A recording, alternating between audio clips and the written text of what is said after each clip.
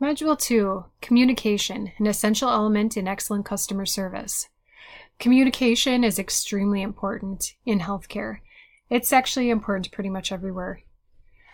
So some learning objectives that you're going to be learning in this module are to identify effects of different communication styles on the patient interaction, demonstrate how to respond to patient needs in ways that show caring and competence, describe ways to relieve patient anxiety, demonstrate effective listening skills, demonstrate strategies that communicate caring, explain cultural differences in communication styles, describe barriers to effective communication, explain the importance of effective communication, identify your communication style, and identify methods of improving weak areas of communication.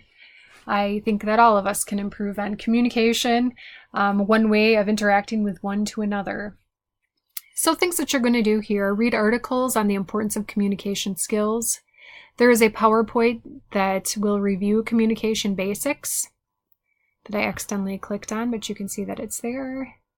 You're then going to read the communication article and then look through the quiz and answer the questions to it. Professional nonverbal communications video, body language, understanding nonverbal communication. All of these will help you with your activity assessments down here. You have a discussion board, again following the rubric and the course information. What you want to do is create a discussion thread using one of the following topics. So you're able to choose one of the 4 and then discuss on each of those. Another assessment that you will have is to write a reflection paper. After reviewing all of the different articles and videos and taking the online communication quiz, review your score interpretation that follows the activity, and then write a 1-page reflection discussing your strengths and weaknesses in communication. Make sure to follow the criteria on the rubric to ensure maximum amount of points.